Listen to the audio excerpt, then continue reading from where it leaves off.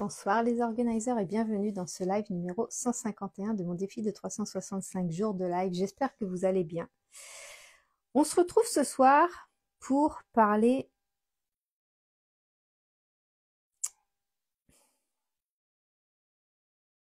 de jeu, du jeu de la vie.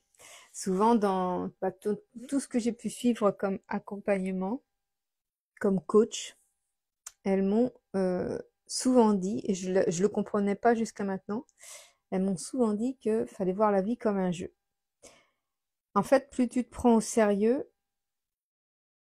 et plus tu prends les choses au sérieux et plus tu auras de difficultés à manifester. Plus tu prends la vie comme un jeu et plus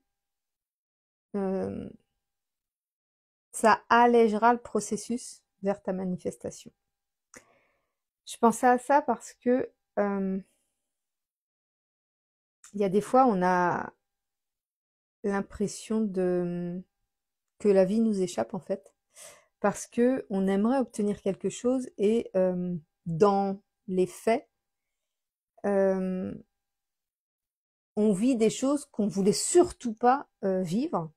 On vit presque l'inverse de ce qu'on souhaitait manifester.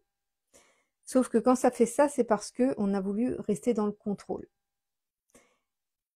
Et quand on a une intention très forte, qu'on veut absolument obtenir quelque chose dans notre vie, l'univers va créer l'espace pour que ce qui te tient vraiment à cœur se manifeste.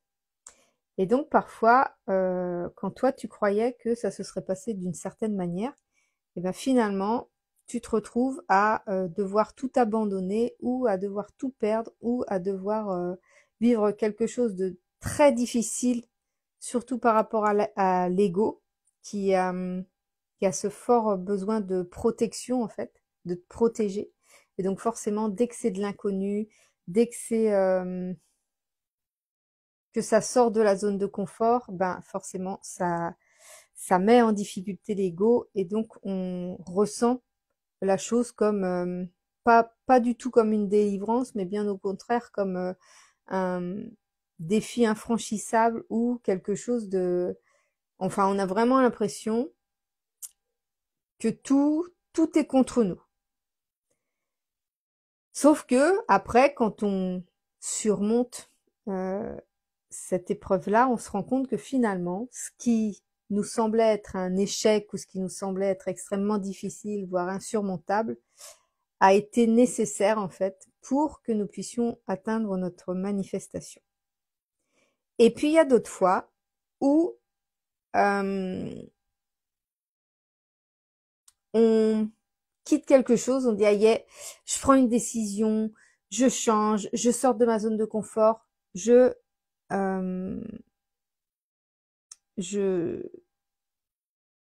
quitte cette relation, je quitte ce job, enfin voilà, je fais vraiment quelque chose qui me sort de ma zone de confort, qui me met en difficulté, sauf que, curieusement, on a beau faire ces actions-là qui sont assez similaires de saut dans le vide, on se retrouve dans le même genre de situation, ou tout du moins dans une situation qui va nous faire revivre les mêmes émotions, les mêmes blessures, qui va nous confirmer les mêmes croyances.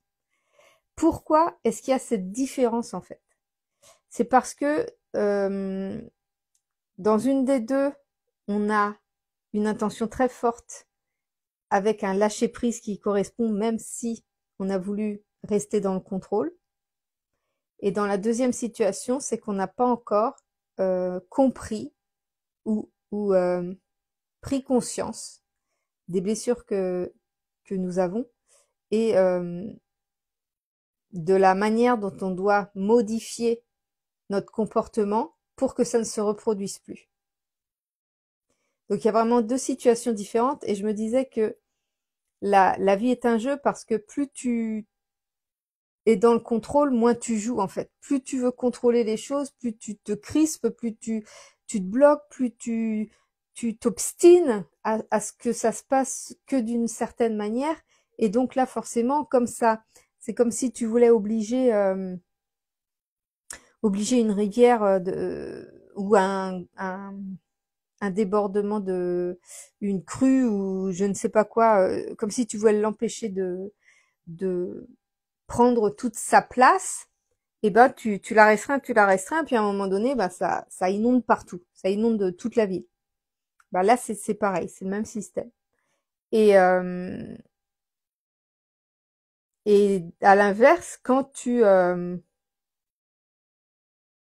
veux créer de l'espace, quand tu veux laisser la place, mais que t'es pas prêt euh, à la laisser, bah c'est comme si la rivière elle était asséchée.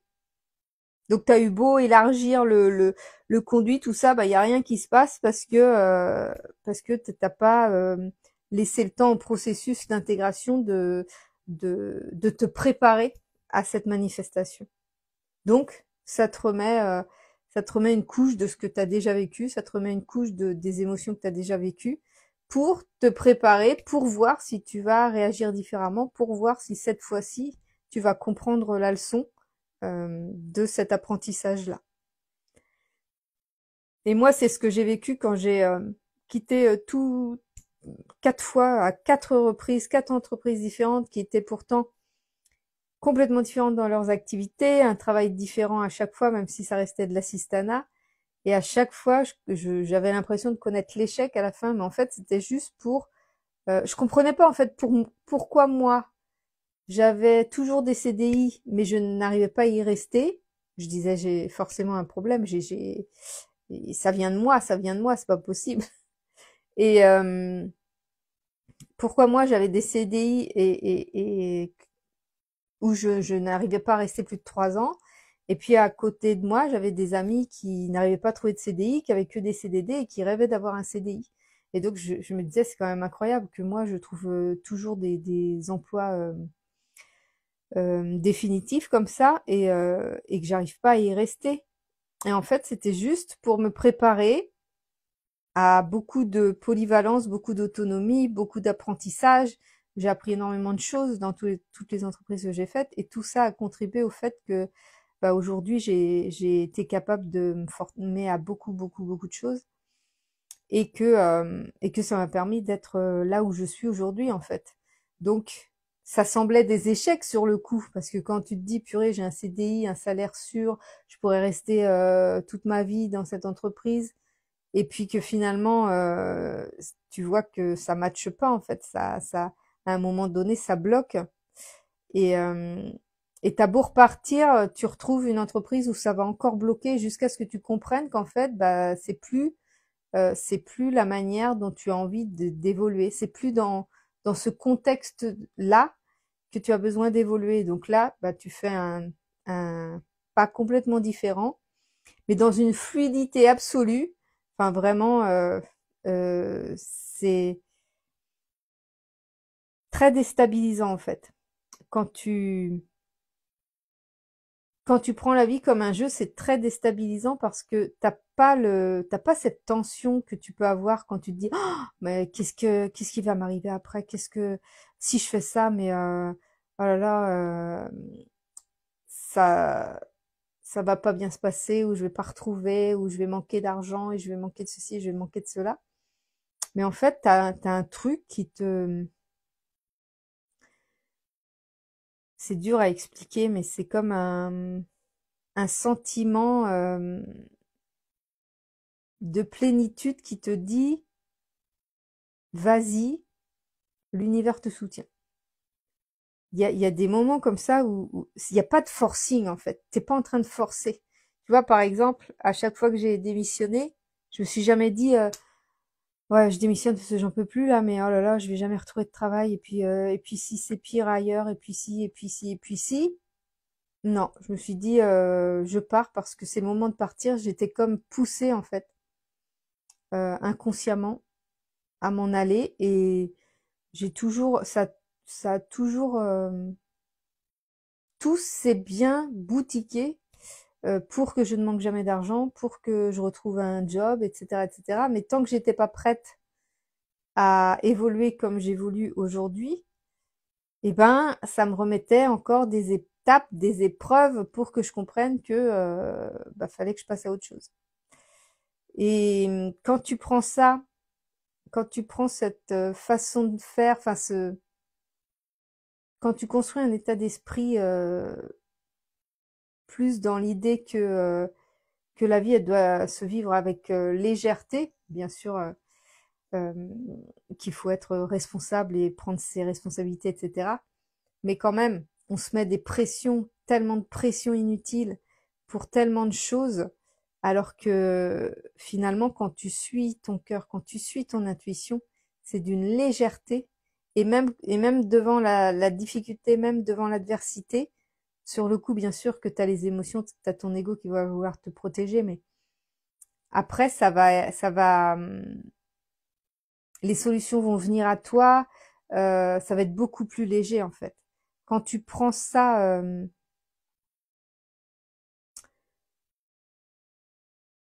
avec la certitude euh, qu'il va y avoir des solutions trouvées, t'as plus du tout c'est plus du tout un stress comme tu peux avoir quand tu restes dans ton job parce qu'il te plaît pas, un job qui te plaît pas avec un salaire de misère et qui te prend tout ton temps, mais t'y restes parce que tu te dis si jamais je veux aller ailleurs ou que j'essaye autre chose et que ça marche pas, enfin tu vois, tu restes dans cette énergie-là et là tu souffres effectivement. Là c'est extrêmement, je trouve que c'est extrêmement difficile.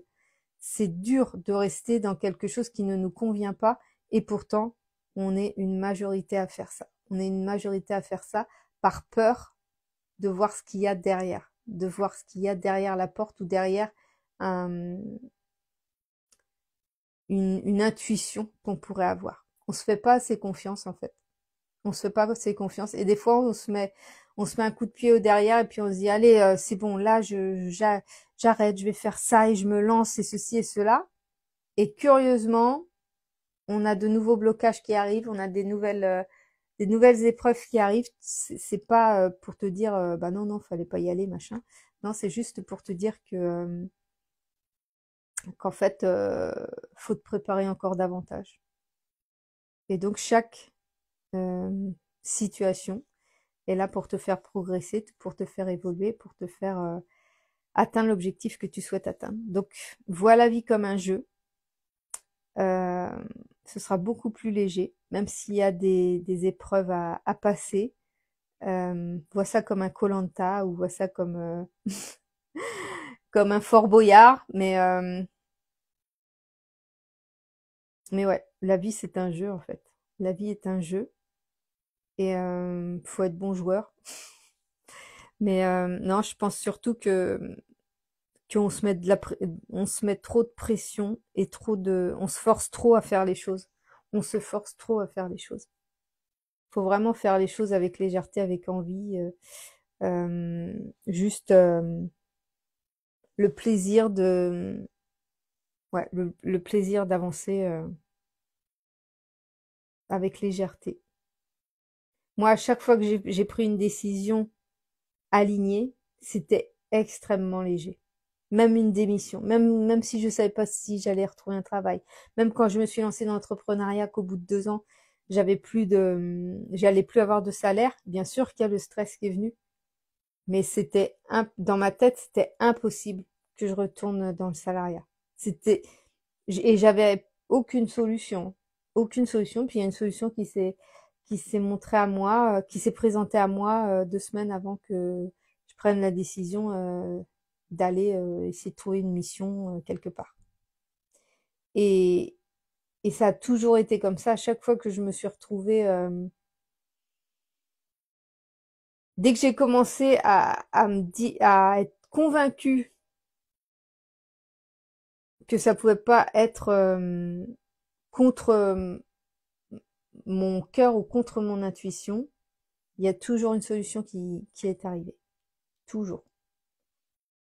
Et quand tu prends ça de cette manière-là, quand tu es convaincu que peu importe l'épreuve que tu vas surmonter, peu importe la difficulté, il va y avoir une solution ou ça va t'apprendre quelque chose ou tu vas avoir une solution au bout, tu vas voir que c'est beaucoup plus facile à gérer émotionnellement et c'est beaucoup plus léger. Dans l'ensemble, c'est beaucoup plus léger. Tu trouves plus facilement des solutions, tu vois plus facilement les opportunités et finalement ça devient beaucoup plus fluide. Mais c'est sûr que l'émotion au départ, elle peut être costaud. Quand l'ego s'en mêle, ça peut accentuer encore plus. Mais en règle générale, moi, à chaque fois que j'ai suivi mon intuition, c'était beaucoup, beaucoup, beaucoup plus léger que de suivre les, euh, les peurs, en fait, que de suivre mes peurs. Voilà, j'avais envie de te partager ça ce soir. J'espère que ça va pouvoir te parler, t'inspirer. Et puis, moi, je te dis à demain pour le prochain live. Salut!